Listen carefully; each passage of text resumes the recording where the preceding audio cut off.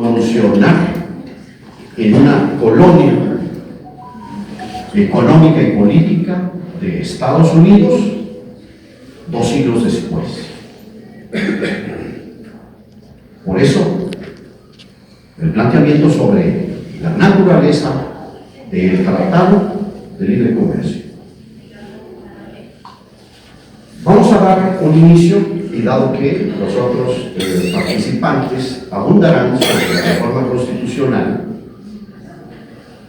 me concentraré en, primero, enunciar los principales contenidos de la iniciativa que la diputada Roselia Suárez Montes de Oca publicó como iniciativa formal en la Gaceta de la Honorable Cámara de Diputados. Adelante. Lo primero se refiere al primer párrafo del artículo 27 de la Constitución, en donde lo que está aquí en color rojo es la propuesta de adición a este artículo que fue modificado por la contrarreforma de Carlos Salinas de Gortari en 1992, que rompió el pacto social que estableció la Constitución de 1917 y que condujo a la privatización no solo de la propiedad social, sino también de los bienes de la nación. De manera que el 6 de enero de 1992, con un sadismo histórico, recordando el 6 de enero de 1915 de la Ley Carranza, se publicó la contrarreforma salinista en 1992 del artículo 27. Y ese mismo año, a finales, se firmó el Tratado de Libre Comercio entre América, Estados Unidos de América, México y Canadá. Y dicho tratado fue posteriormente modificado y firmado el último día del gobierno de Peña Nieto. De manera que tenemos un arco histórico que inicia con Salinas, termina con Peña Nieto. México, con sus luchas históricas, de donde aquí presentes están muchos de sus actores, participantes y protagonistas, comprometidos históricamente con la libertad, soberanía y justicia de México. En 2018, con el liderazgo del presidente Andrés Manuel López Obrador, se logró desplazar del poder político a esa oligarquía neoliberal en el gobierno. No obstante, el Estado neoliberal que estableció ese régimen neoliberal no se ha transformado, está vigente y tiene como garante un tratado con una potencia que hoy está en una condición de disminución relativa de su hegemonía, que pretende mantener y continuar mediante un inviable proyecto de someter al mundo a sus designios y poderes. Proyecto inviable porque Estados Unidos representa una porción muy reducida de la población del mundo, 360 millones de 8.000 millones de habitantes, y 20 o 22% del PIB del mundo. Ese proyecto históricamente es inviable. Y esa es la coyuntura histórica en la que el pueblo de México debemos apoyar a nuestra presidenta, la doctora Claudia Sheinbaum Pardo, para que no sea ella quien reciba toda esta agresión y presión de este imperio decadente, agresivo, violento, abiertamente y cívicamente supremacista, y solicitar que esta decisión histórica de continuar o denunciar el tratado sea una decisión del pueblo de México. Razón por la cual el día 1 de julio solicitaríamos con más de 2 millones de cartas a la señora presidenta de México que nos entregue el proyecto, el borrador de lo que se quiere firmar. Y que con base en el derecho ciudadano del pueblo de México, establecido en el artículo 35 de la Constitución, fracción octava, nos convoque el primer domingo de agosto del año 2027 a una consulta popular, para que sea el pueblo el que decida si mantiene, continúa, y si continúa bajo qué condiciones ese tratado con este imperio de Caribe. Las concesiones mineras no son concesión de la propiedad privada de bienes que son de la nación, y debe quedar perfectamente establecido. De la misma manera, los ejidos, comunidades agrarias, pueblos y comunidades indígenas sean reconocidas como propiedad social. Solamente existe su reconocimiento como un sector económico en el artículo 25 de la Constitución. Sigue, por favor. Por lo tanto, así como se dice que la nación tendrá todo tiempo el derecho de imponer a la propiedad privada las modalidades que dicte el interés público, también habría que incorporar la propiedad social. Adelante. La propiedad social tendrá el carácter inalienable, imprescriptible e inembargable. ¿Qué significa inalienable? Que no es enajenable. ¿Qué significa que no es enajenable? No se puede comprar ni vender. Imprescriptible. No termino. Inembargable. Esto era el texto previo a la contrarreforma sandinista del 92. Y será considerada el principal sustento de la autosuficiencia, soberanía y seguridad alimentaria de la nación y protector de sus recursos de tierra, agua y biodiversidad. Adelante. Los ejidos, comunidades agrarias como sujetos de derecho público con personalidad jurídica y patrimonio propio ya fue reconocida a los pueblos y comunidades indígenas. Queremos que se reconozcan a los ejidos y comunidades agrarias. Adelante.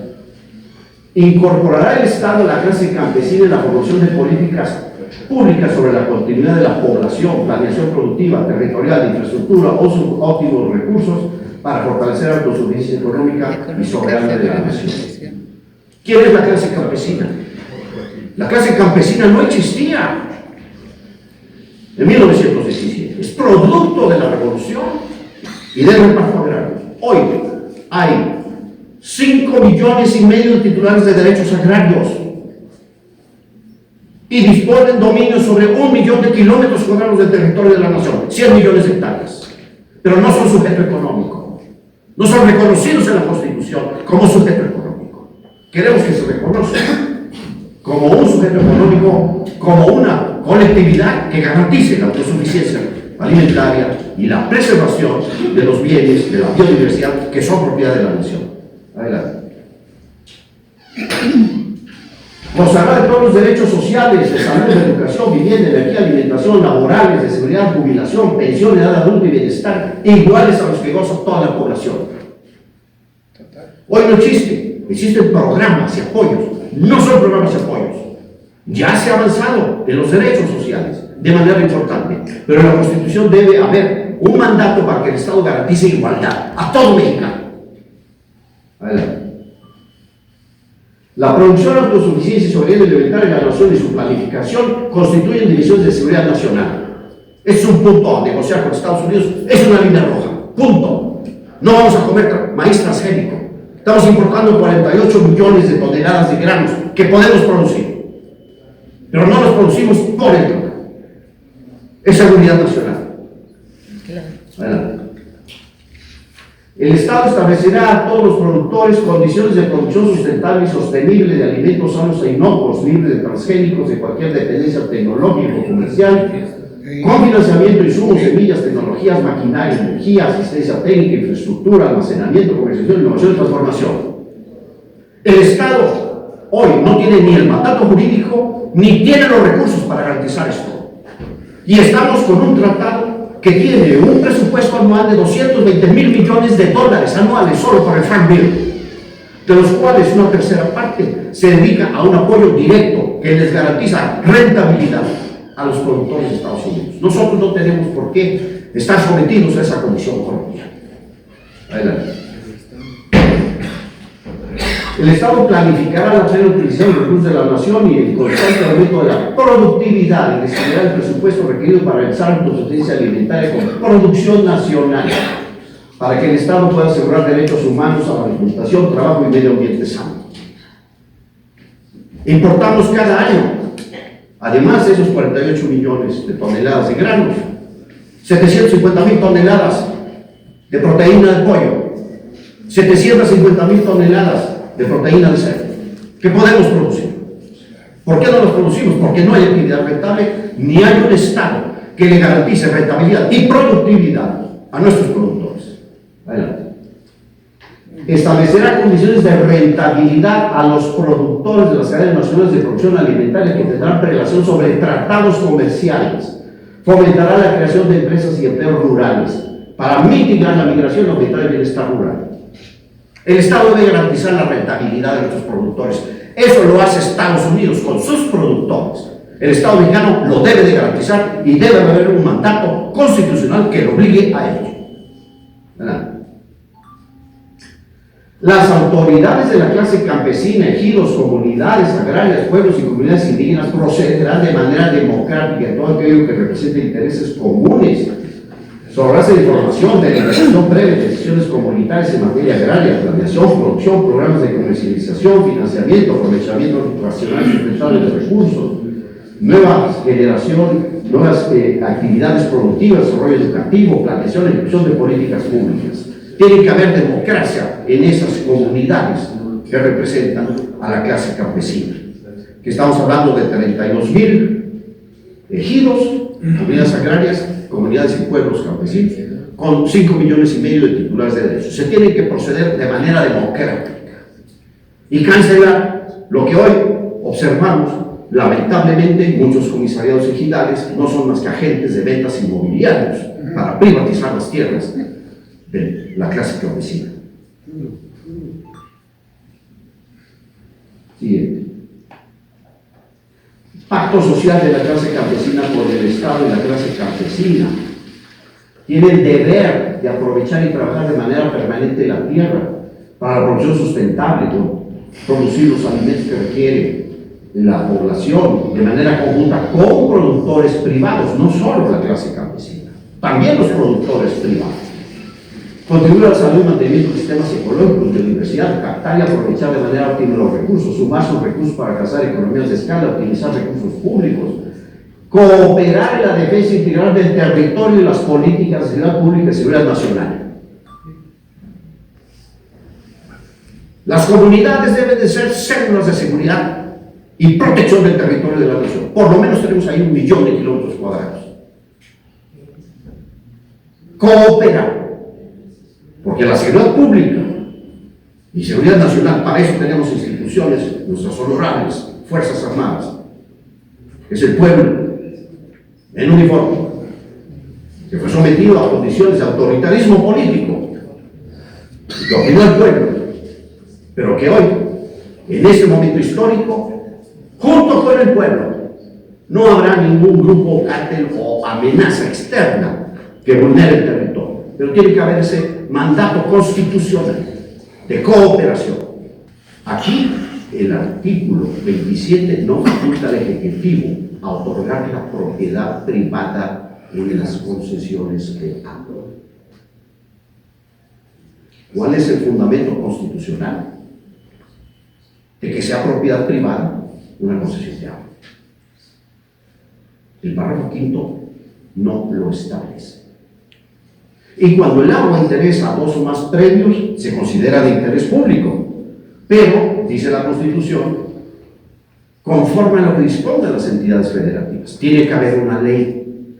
Y eso es lo que va a resolver de fondo la problemática de la privatización del agua. Los concesionarios y contratistas de bienes e infraestructuras propiedad de la nación no podrán incorporar su valor intrínseco como activos de su propiedad para efectos contables o financieros. Los impuestos aplicables a concesionarios y contratistas reconocerán el valor intrínseco de dichos bienes e infraestructuras a favor de la nación. Una concesión de oro debe reconocerle si invirtió 1 peso, ¿verdad? Pues que tenga una utilidad sobre el peso invertido. Pero si el oro vale 50 pesos, se le debe reconocer el valor de su inversión. Incluso con un porcentaje muy generoso, superior al promedio de la industria. Pero la renta, el valor de ese oro es de la nación. Y específicamente oro y plata lo debe comercializar el Estado. Debe ser depositado en el Banco de México todo el oro. Porque hoy vienen turbulencias en el mundo debido a que el dólar no puede ser ya la única moneda de depósito de la banca central y del comercio internacional, como se estableció al final de la Segunda Guerra, en 1944, en Bretton Woods, donde estableció el dólar como la moneda de reserva de los bancos centrales y única moneda de comercio internacional. Eso cambiará. Y por lo tanto necesitamos que todo el oro se deposite en el Banco de México. Y que los concesionarios de las minas, si les interesa hacer el negocio y ganar mucho dinero, pero no ser propietarios de esa riqueza, pues bien, y si no, lo vamos a hacer otras empresas, otras cooperativas, otras empresas del Estado, pero no tenemos por qué estar sometidos a esa explotación de bienes que son de la nación. México es el primer productor de plata del mundo, y no solo es un valor intrínseco, sino es un mineral estratégico para toda la nueva revolución tecnológica y científica que requiere de la plata, que es un excelente conductor de electricidad. Adelante. También poner otros minerales estratégicos para la transición energética debe de ser un área donde no se otorgan concesiones. Y esto se le pone a Estados Unidos. Usted quiere sus minerales críticos, nosotros también. ¿Y podemos comprar y vender? Sí. Pero son mis minerales. Usted no puede ser propietario. Adelante. En una faja de 100 kilómetros y en toda la región del Istmo de Tehuantepec, en ambos lados de los perímetros del corredor internacional del Istmo de Tehuantepec, en los estados libres y soberanos de Oaxaca y Veracruz, nace la llave, y de 50 kilómetros al espacio, por ningún motivo podrán extranjeros adquirir el dominio directo de tierras y aguas. No hay inversión extranjera en todo el corredor internacional de Tehuantepec. Punto. Adelante. Y la fracción 20, famosa, del artículo 27, dice, con el concepto neoliberal, de que el desarrollo rural integral y sustentable que se refiere el párrafo anterior también tendrá entre sus fines que el Estado garantice el abasto suficiente y oportuno. No, debe garantizar la producción y el abasto. Porque al decir abasto, pues yo importo. ¿Viene de fuera? No, México no tiene por qué importar. Todo el territorio de Europa son 4 millones de kilómetros cuadrados. Nosotros tenemos 2. Solo la propiedad social, que tiene el dominio, la clase campesina, es 1 millón de kilómetros cuadrados. Es el doble del territorio de España. En el territorio de México cabe el territorio de España, de Alemania y de Francia juntos, y nos sobra kilómetros. No somos cualquier país. No somos un país que no tenga recursos. No tenemos por qué depender de la alimentación de ningún otro país. No estamos en esta condición por nosotros mismos, sino por esta imposición del tratado. Adelante. Todo esto que acabamos de plantear, que está en la iniciativa presentada por la señora diputada Joselia Suárez Montes de Oca, no se podrá aprobar, y con muchas otras cosas sí se mantiene el tratado.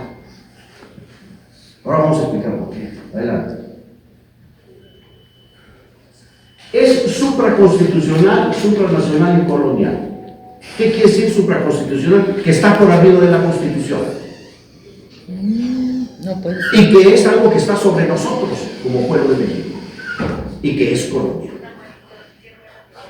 Subordina la Carta Magna al Poder Jurídico Económico de Estados Unidos, nulifica el proyecto económico soberano de México, nulifica la planificación y rectoría del Estado de Desarrollo, Estableció inversión extranjera y su comercio exterior como base principal de la economía nacional. En 3 décadas convirtió a México en colonia económica maquiladora de Estados Unidos. Disminuyó el poder nacional, disminuyó el poder fiscal del Estado, impidió el desarrollo económico integral, profundizó desigualdad, creó dependencias, principalmente causadas por importaciones y exportaciones de empresas de Estados Unidos. Lo que es imperativo o inmediato, la abolición por el pueblo de México como condición de posibilidad para realizar el proyecto histórico sobre el siglo XXI. Esa es la tesis de fondo. Y ahora la vamos a demostrar. Adelante. Primero, es colonial porque nosotros estamos obligados a cumplir el tratado. El tratado se firma conforme a la Convención de Viena sobre el derecho de los tratados. Su artículo 26 dice: Pacta sunt servanda. Lo que usted firma, me lo cumple. Y en el artículo 27 dice: usted no puede argumentar que no puede cumplir con el tratado porque se lo impide su constitución, su normatividad interna. Usted lo cumple porque lo cumple. Si lo firma, lo va a cumplir. A ver. Y Estados Unidos dice: pues yo firmo ese tratado con base en la Convención de Viena, pero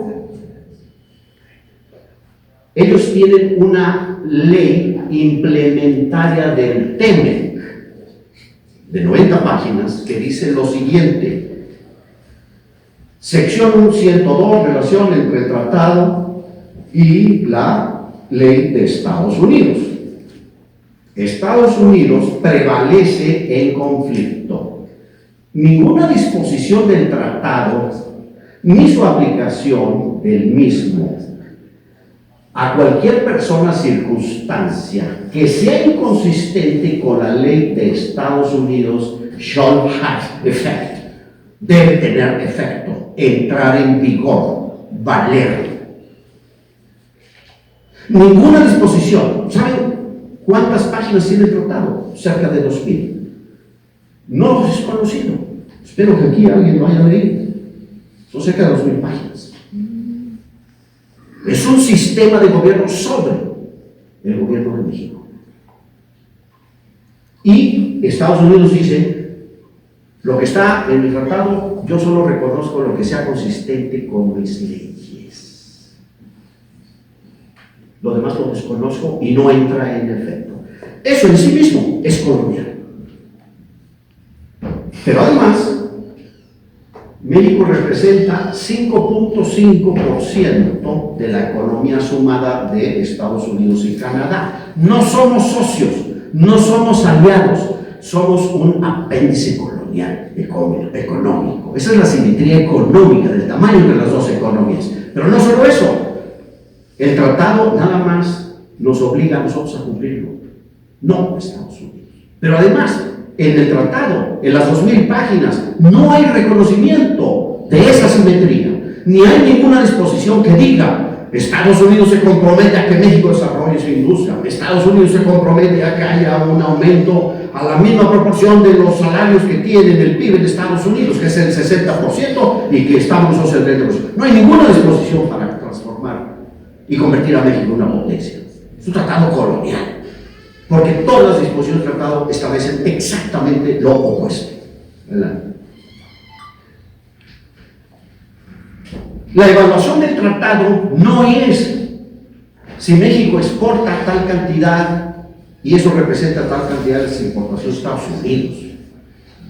Esa es la evaluación de Estados Unidos, no nuestra evaluación.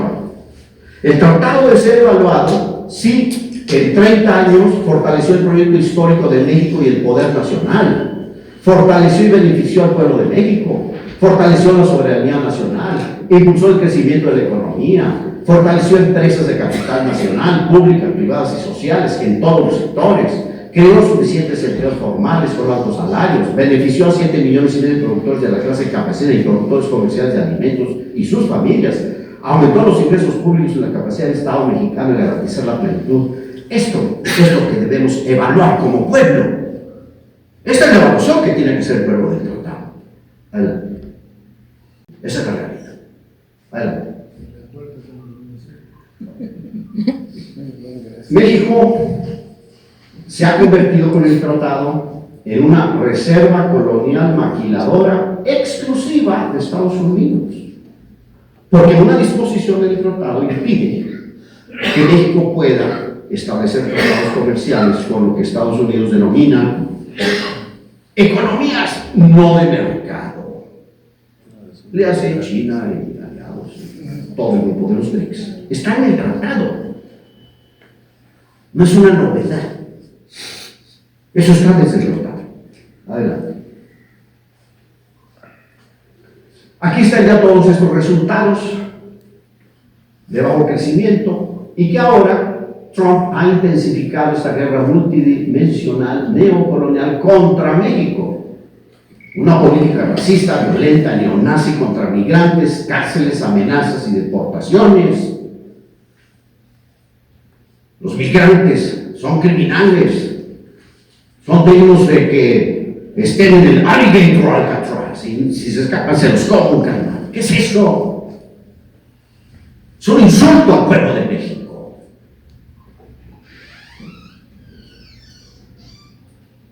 Beneficios a inversiones extranjeras con aranceles como garrote, ataques mediáticos permanentes a la presidenta de México, un embajador militar injerencista, intervención política de grupos religiosos evangélicos como la amenaza de invasión y por violencia permanente del narco contra el pueblo.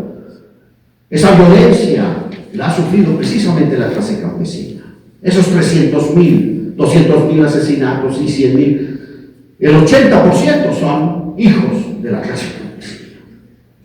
Es una guerra contra la clase campesina del narco. Adelante. De manera que esta es la gran condición histórica en la que todas estas estructuras económicas que estableció el tratado están vigentes, no se han transformado. Y esa es la obligación nuestra, profundizar la cuarta transformación pacífica, democrática de México. Y en esa estamos. Adelante. Vean ustedes, estos son los ingresos presupuestales en comparación con las naciones europeas y con respecto a Canadá y Estados Unidos. México tiene ingresos presupuestales del 23% del PIB. Y fíjense ustedes, todos estos países, ninguno de esos es comunista. Para que quede claro, son capitalismos diferentes. Pero vean qué capitalismo colonial, tributario, dependiente somos nosotros. Noruega tiene 65% del PIB de ingresos presupuestales. Francia 53%, Finlandia 52%, Grecia 50%, Bélgica 50%, Austria 49%, Dinamarca 49%, Suecia 48%, Italia 48%, Alemania 47%, Canadá 41%, Estados Unidos 43% y México 20%. Somos un país quebrado por diseño. El Estado mexicano no tiene ni tendrá ingreso fiscal. Adelante. Y este es el gasto público. Aquí nuestras queridas diputadas son testigos directos, porque les corresponde aprobar, junto con el Senado de la República, la ley de ingresos y de manera exclusiva el presupuesto de ingresos de la Federación. Y vean ustedes, nosotros tenemos un gasto público del 27%. ¿Cómo podemos tener un gasto público del 27% con ingresos del 23% con deuda? Pero observen ustedes cuál es el gasto público.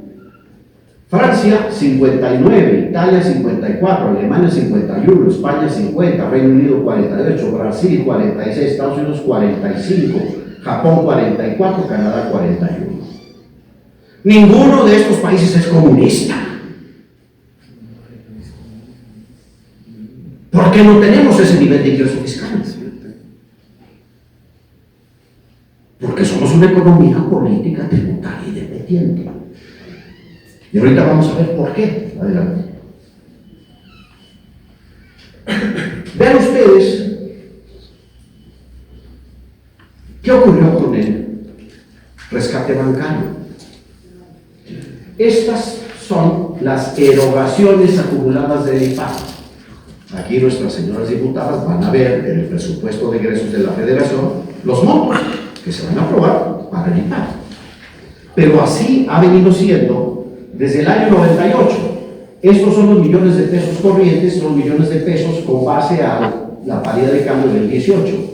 912,000 millones de pesos hemos pagado los mexicanos del rescate bancario. De intereses. Vean ustedes, qué belleza. La deuda al 31 de diciembre del 99, 724,000 millones. ¿Saben cuál es el pasivo? La deuda hoy del IPAD. 1,096,000 millones. Estamos hablando del año 22. El pueblo de México ya pagó el rescate. Sigue debiendo 1 billón de pesos y no somos los propietarios de la banca. Y querían más deuda estos desgraciados del PRIAN. ¡Qué despojo! No existe dictamen en el Instituto de Finanzas Públicas de la Cámara de Diputados de cuál es el costo. Y el pueblo de México necesita una explicación. Aquí están estos datos. Ya ahí se los dejo de tarea. ¿Qué vamos a hacer con eso?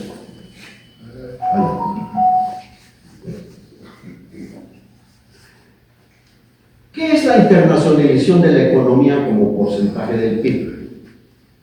La suma de importaciones y exportaciones como proporción del PIB, los economistas les llaman grado de internacionalización. La suma de importaciones y exportaciones del PIB de México ya en el año 21 es del 90%. Ese es el grado de internacionalización de las economías que son potencias industriales. No lo es. Estados Unidos, que es esta línea azul, tiene un 25%. ¿Qué quiere decir eso?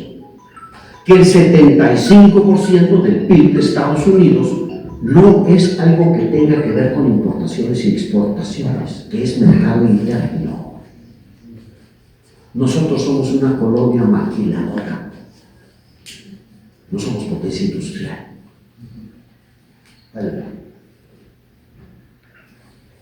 Saldo de la balanza comercial de bienes. Aquí estamos del año 80 al año 22. Estas son las exportaciones en amarillo. El verde, esta curva, es el saldo comercial. Observen que el balance comercial durante 40 años es negativo en su mayor proporción. Y la línea roja son las exportaciones de petróleo. Si no tuviéramos esas exportaciones de petróleo, este sería nuestro déficit comercial. Se dice, ya las economías están despetrolizadas. Bueno, sin esas divisas. Y voy a agregar algo fundamental. Los mexicanos inmigrantes, en promedio, envían a sus familias y a la economía nacional 60,000 millones de dólares y divisas por año. Solo del 2018 a la fecha, 7 años, 420,000 millones de dólares y divisas. Sin esos 420,000 millones de dólares de divisas, no habría estabilidad económica. No habría balanza de pagos capaz de mantener ese déficit comercial. ¡Qué belleza de país! Tiene que, con violencia económica y con violencia física, expulsar a su población que trabaja allá, y con esos esfuerzos, con ese sudor, con ese trabajo allá, se mantienen no solo las familias, la macroeconomía de la nación.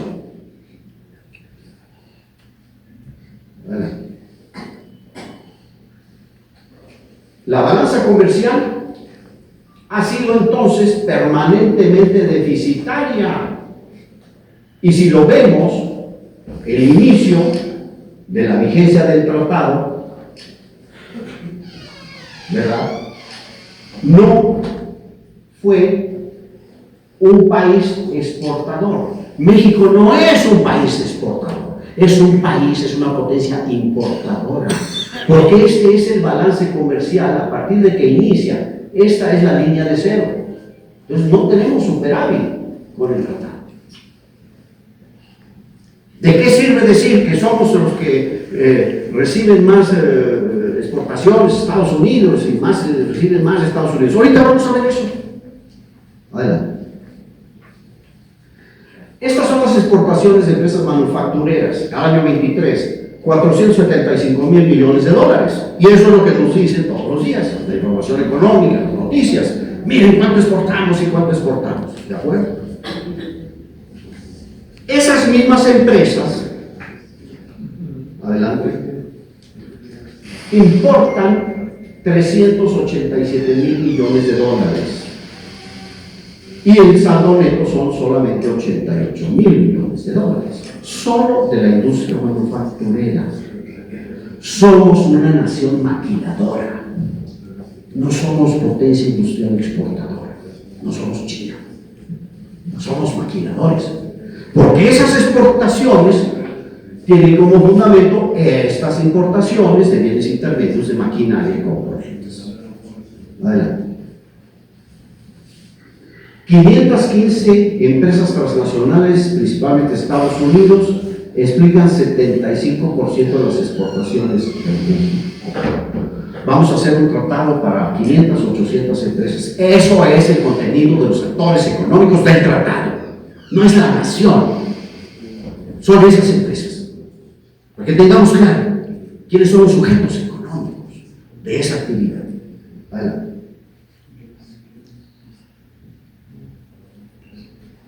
La acumulación. ¿En qué consiste la acumulación de capital? En una empresa. Una empresa invierte un peso, trabaja, si es comercial, compra algún producto, lo vende y obtiene otro peso. Si es financiero, bueno, pues nada más invierte un peso y recibe intereses. Y si es productivo, bueno, hace un esfuerzo, compra materiales, maquinaria, materias primas, trabajadores, produce un nuevo producto con valor agregado, lo vende, recupera ese peso y obtiene una utilidad. Cuando se habla en términos económicos de acumulación, quiere decir, de ese peso que invertí, obtuve yo una utilidad. Vamos a decir, invertí un peso y obtuve 50 centavos de utilidad. Entonces, después de ese ciclo de un año, ¿qué hago yo con eso? Eso se le llama acumulación, es decir, un nuevo ciclo de producción. ¿Y qué es lo que ocurre en esta economía colonial que tenemos? Adelante. Primero veamos la inversión extranjera. La inversión extranjera de 1.345.000 miles de millones de dólares del año 2002 al 23, esta es la inversión extranjera acumulada. Se dice, con esto vamos a crecer. Pues no hemos crecido. Comprando. Con esto vamos a tener superávit comercial. No tenemos superávit comercial. Con esto vamos a tener ingresos fiscales y empleo. No hemos tenido nada de eso. Adelante. Pero, no solo la inversión extranjera. El régimen neoliberal con Salinas creó dos oligarquías que no existían, una nacional y otra extranjera. Ya me referí a la oligarquía, solo en particular, bancaria.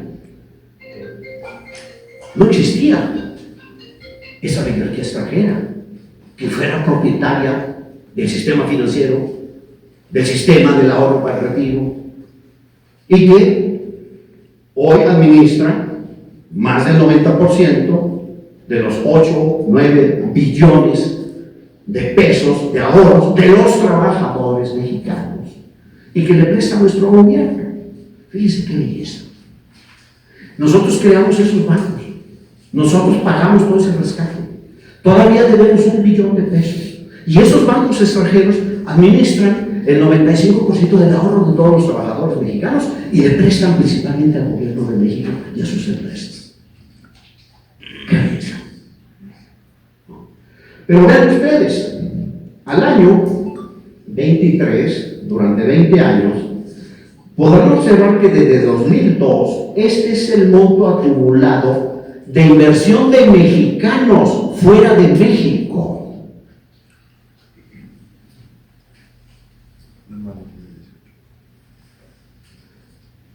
Plan México de la señora presidenta aspira que al año 30 haya una inversión de 300,000 millones de dólares. Los mexicanos de la oligarquía nacional, creada con bienes de la nación, con minería, con concesiones públicas de bienes estratégicos, cada peso que ganan, como decíamos, lo sacan de México y lo invierten fuera. Por eso no crecemos, ni vamos a crecer. Bueno, esta es la información actualizada del 24. Todos estos datos ustedes los pueden consultar en la sección de balanza de pagos del Banco de México. Esta es la fuente de esta información. Esta es la inversión acumulada, 775,000 millones de dólares al año 24. Esa es la inversión acumulada de mexicanos fuera de México. Acumulados fuera de México. ¿De dónde salió eso? De utilidades obtenidas aquí, pero invertidas fuera de México. Adelante. Esta es la inversión directa.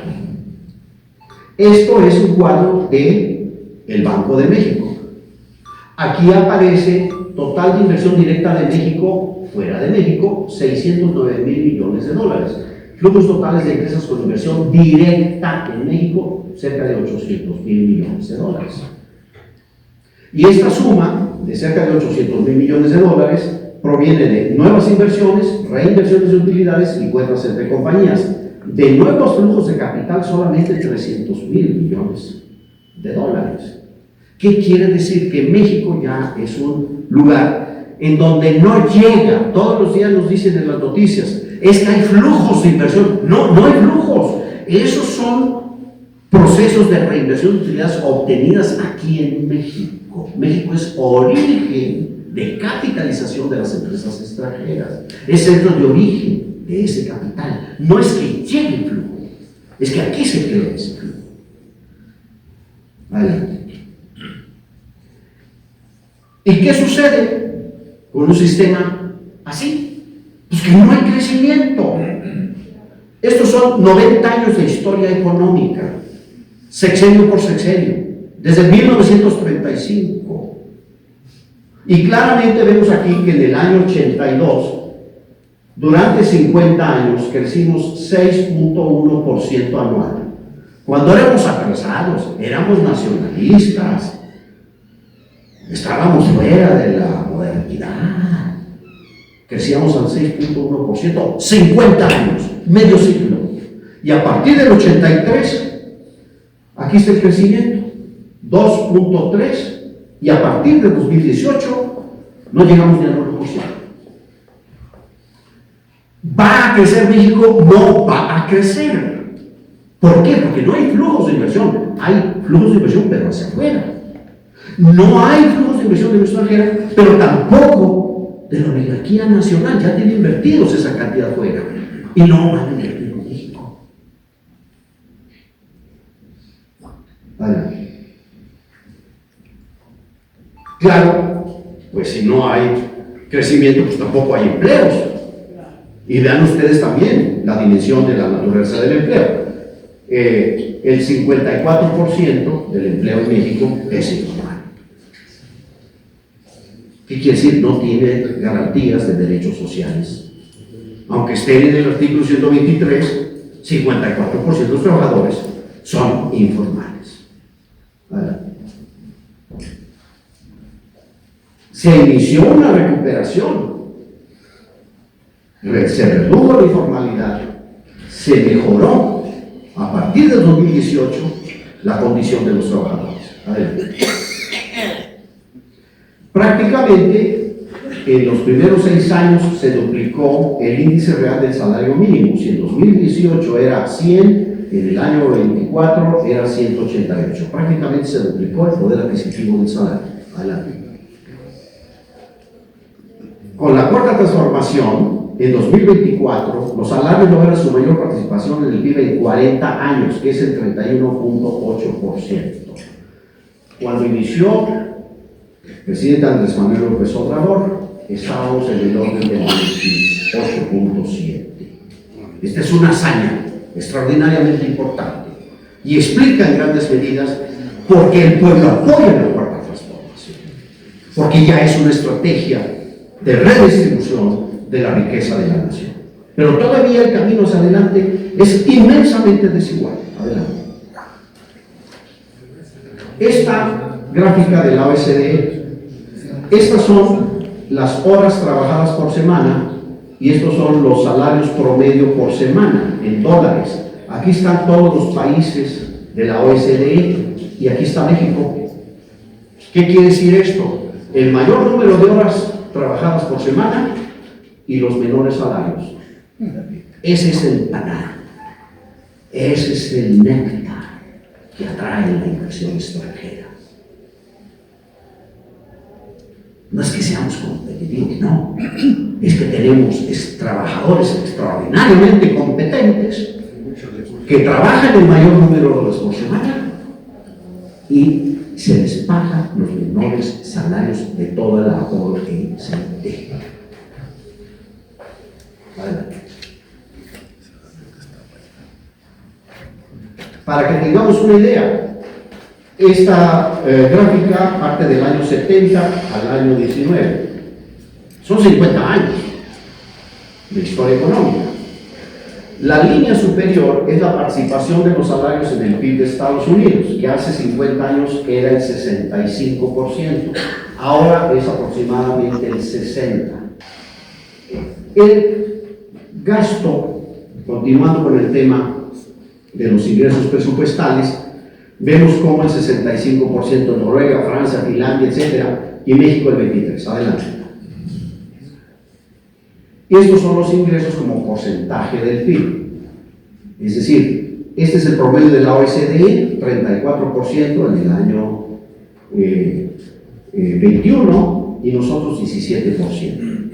Es un estado quebrado y ese estado quebrado no puede fomentar el desarrollo económico, no puede tener el gasto educativo suficiente, no puede disponer de los recursos de salud suficientes, no puede hacer todas las inversiones en energía y en todos los sectores estratégicos porque es un estado quebrado.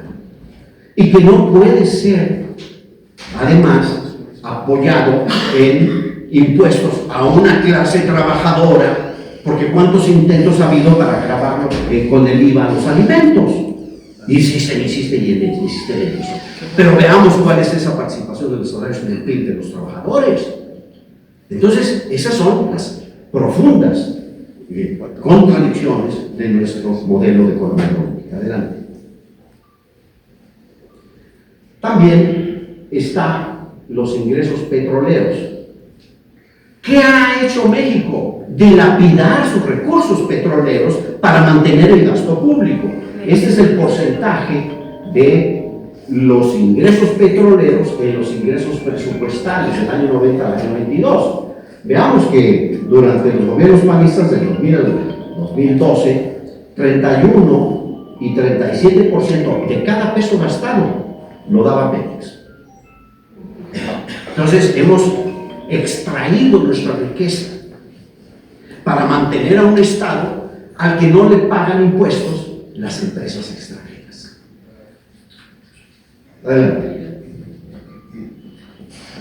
Y ese gasto público, ya vemos en qué nivel estamos con otros países. Adelante. Y por lo tanto, tiene que endeudarse. Y por lo tanto, esa deuda tiene un costo. Por ejemplo, 17% de cada peso del presupuesto era el costo financiero en los 90-94, del 19 al 22, 11%. De cada peso del gasto neto pagado, el costo financiero representa como el 11%. Entonces, si no tenemos ingresos, tenemos que contratar deuda, pero esa deuda tiene un costo de intereses. Adelante.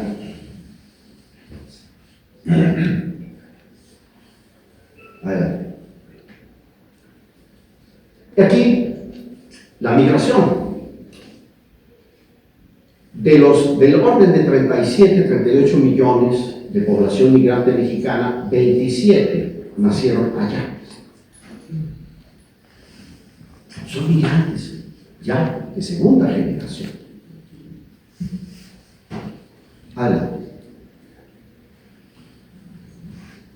Este es el valor de las viviendas de mexicanos y personas de origen mexicano en Estados Unidos y sus remesas. Y este es el porcentaje de las remesas de la masa salarial que envían a México del año 2015 al 23. ¿Qué quiere decir? Que esta población migrante está sosteniendo familias y está sosteniendo las finanzas públicas enviando esta proporción de lo que ganan ellos allá, con su trabajo, con su sudor, con su dedicación. Adelante. Entonces, es un tratado, el TEMEC, para convertir a México en colonia económica, no para el desarrollo de México. Esa es la conclusión que debe quedarnos muy clara a todas y todos los mexicanos. Adelante. ¿De dónde viene la idea de la North American Community? Bueno, vean ustedes quienes publicaron este reporte. Building a North American Community, report of the Independent Task Force on the Future of North America, 2005. ¿Quiénes hacen esto? Bueno, está publicado North America, Time for a New Focus, David Petraeus y Robert Selleck.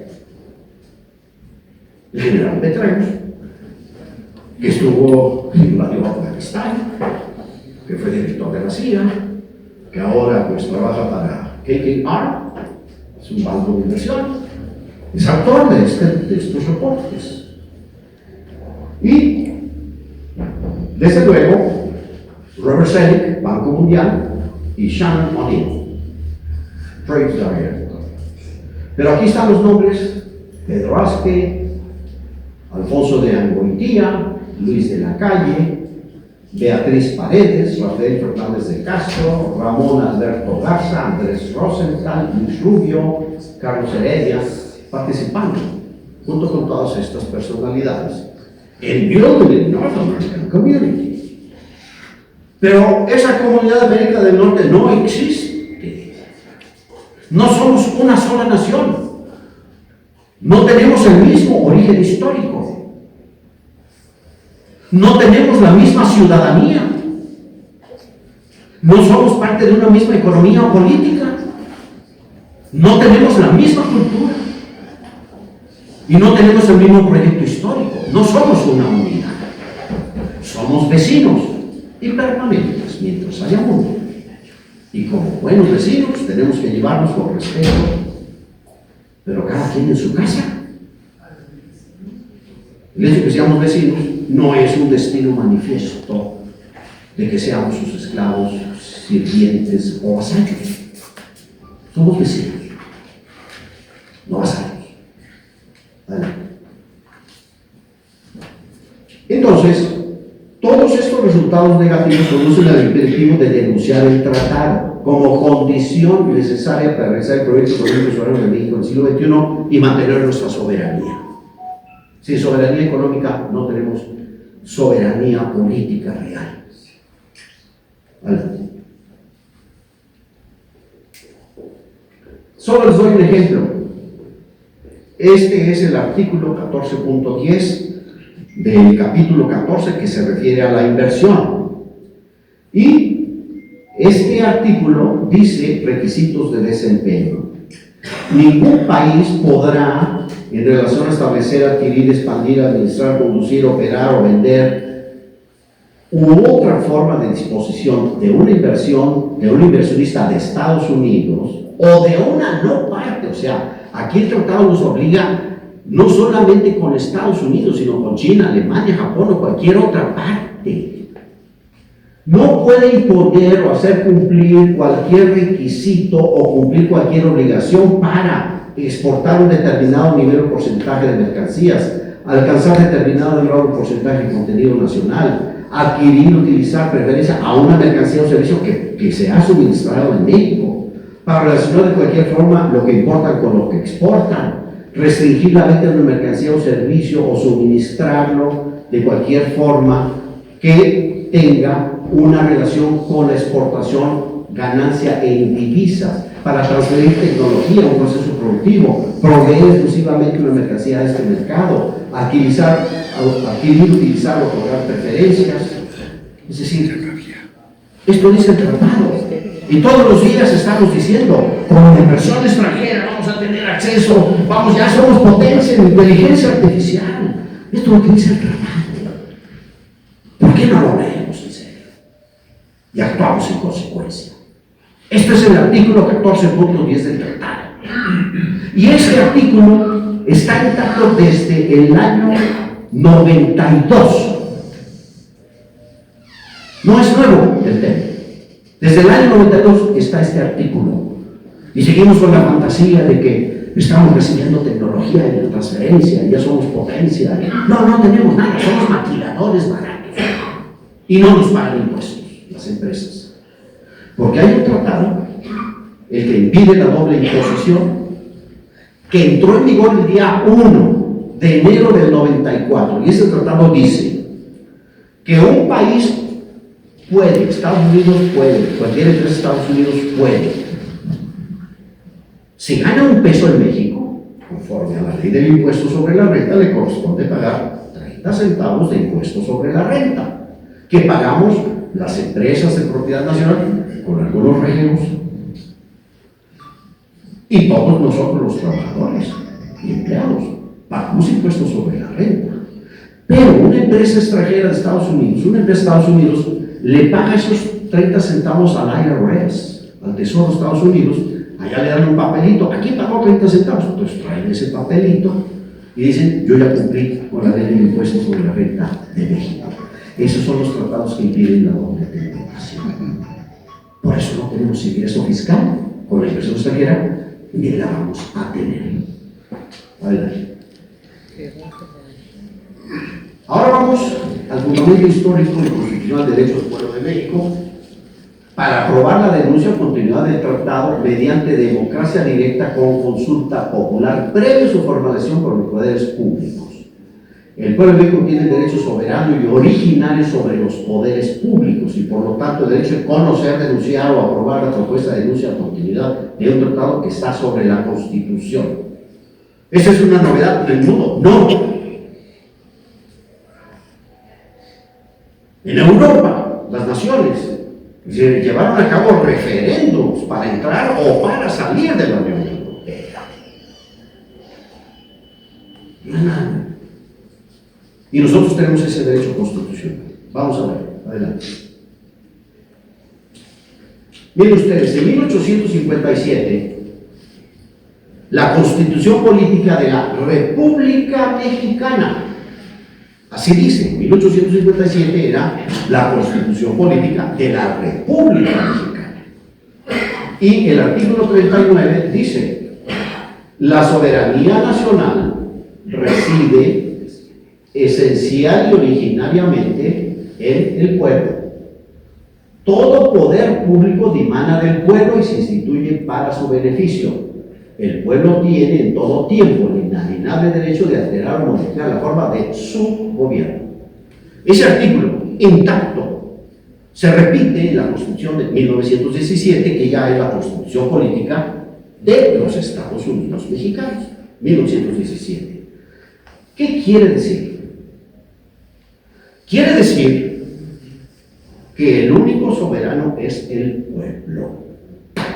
Los poderes públicos no son soberanos. Ni el poder ejecutivo, ni el poder legislativo, ni el poder judicial. Todos electos por el pueblo, en el caso de México, son los soberanos. El único soberano es el pueblo. Y esto es claro durante 170 años. No hay ninguna novedad. Esto es la historia. Es una construcción histórica sobre la que tenemos que continuar y mantener nuestro proyecto soberano hacia el futuro. De manera que la soberanía nacional, dice este texto desde hace 170 años, reside esencial y originariamente en el pueblo. Y la afirmación que sigue es categórica. Todo poder público dimana del pueblo y se instituye por beneficio del pueblo. Y el pueblo tiene en todo tiempo el inalienable derecho de alterar o modificar la forma de su gobierno. Pues bien, el tratado es una forma del gobierno sobre nuestro gobierno, sobre todo el Estado mexicano, como yo ya lo demostré, jurídicamente, la supremacía del tratado sobre nuestra Constitución. Adelante. Y el 41 dice, el pueblo ejerce su soberanía por medio de los poderes de la Unión. Claro. Y además, por los procedimientos de la democracia. Entonces, cuando nosotros elegimos los poderes de la Unión, estamos ejerciendo nuestro derecho soberano como pueblo. Pero ese poder público emana de la soberanía del pueblo. Ellos no están por arriba del pueblo, están por debajo del pueblo. Todo poder público emana del pueblo. Adelante. Entonces, el tratado es una forma de intervención e intromisión colonial permanente de Estados Unidos con la invasión económica ilimitada de sus empresas, derecho de intervención directa del gobierno de Estados Unidos en todas las decisiones del gobierno de México, lo que es inconstitucional y contrario al artículo 40 también de la Constitución. La señora presidenta Claudia Sheinbaum en 2025 promovió esta adición al artículo 40. El pueblo de México bajo ninguna circunstancia aceptará intervenciones y provisiones o cualquier otro acto desde el extranjero que sea lesivo a la integridad, independencia y soberanía de la nación.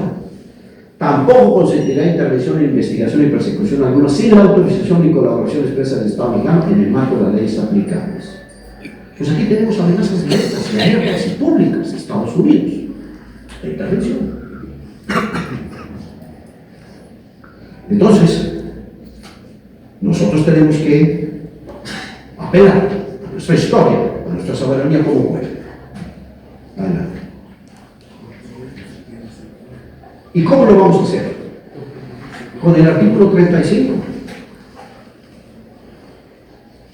El artículo 35 establece el derecho de la ciudadanía de votar en consultas populares en temas de trascendencia nacional como procedimiento de democracia directa del pueblo de México. Lo del tratado no es solo de trascendencia nacional, es de trascendencia histórica, porque queda por arriba de la Constitución y nos obliga a tener la mayor potencia económica y militar del mundo en este momento, y en posición de decadencia relativa, pero sigue siendo la primera potencia. Entonces, nosotros no podemos legalmente validar esa intervención económica ilimitada y esa intervención en el gobierno de México. Tiene que ser denunciado por la cuarta transformación histórica, democrática y pacífica de México porque se opone al proyecto soberano del pueblo de México en el siglo XXI. Bajo el principio de la cuarta transformación, con el pueblo todo, sin el pueblo nada. El texto completo con todos sus anexos de la propuesta del Ejecutivo Federal ante la revisión conjunta debe ser dado a conocer a al pueblo de México el 1 de julio del 26 para su amplio conocimiento, deliberación, análisis y eventual aprobación de su denuncia o continuidad mediante consulta popular primer domingo de agosto del año próximo 27. El ejercicio de este derecho de los ciudadanos mexicanos. Porque es algo que queda sobre nuestra Constitución y el pueblo de México tiene el derecho de aprobar o no ese tratado, no los poderes públicos. Porque queda México como nación obligado a un poder extranjero bajo un código jurídico de derecho internacional que le permite y le da derecho de intervención ilimitada en toda la economía política, en toda la conducción de la economía de la nación y en toda su forma de gobierno. Y ante la inminencia de este hecho, es fundamental que el pueblo exprese que quiere ejercer este derecho y solicitarlo a los poderes públicos emanados del pueblo de México. Adelante. Además, de hecho, el tratado es inconstitucional porque el artículo 80, que deposita el ejercicio del supremo poder ejecutivo de la Unión en un solo individuo, que se denominará presidente, presidenta de los Estados Unidos mexicanos, cuando toma posesión la Constitución obliga a la proclama de este juramento, guardar y hacer guardar la Constitución política de los Estados Unidos mexicanos y de las leyes que de ella emanan, como lo juran todos los presidentes y lo juró nuestra presidenta. Adelante. Todo funcionario, artículo 128, público, sin excepción alguna, antes de tomar posesión, prestará la protesta de guardar la Constitución y las leyes que de ella emanan. Esos poderes públicos juran guardar la Constitución y las leyes que de ella emanan antes de tomar posesión de su cargo. Adelante. ¿Pero qué dice el artículo 1.3 del tratado? En la primera página, ustedes saben del tratado, en la primera página de las 2000 está este artículo 1.3 y dice que todos los funcionarios públicos del gobierno de México, toda autoridad electa, está obligado a cumplir el tratado en el ejercicio de sus facultades. Adelante. Aquí está.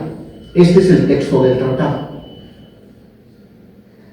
Capítulo 1, disposiciones iniciales, artículo 1.3. Personas que ejercen facultades gubernamentales delegadas. Cada parte asegurará que una persona a la que se le haya delegado una facultad regulatoria, administrativa u otra facultad gubernamental por una parte, es decir, por México, actúe de conformidad con las obligaciones de México establecidas en este tratado en el ejercicio de esa facultad. Entonces aquí esto es directamente inconstitucional. Que la presidenta juró, conforme al artículo 87, guardar y hacer guardar la Constitución. Y todo servidor público juró guardar la Constitución, el artículo 128. Pero el artículo 1.3 del tratado dice lo contrario. Toda persona que tenga una facultad delegada de cualquier naturaleza, en el ejercicio de esa facultad, tiene que obedecer el tratado. Eso es un tratado colonial. No es un tratado comercial, es un tratado colonial.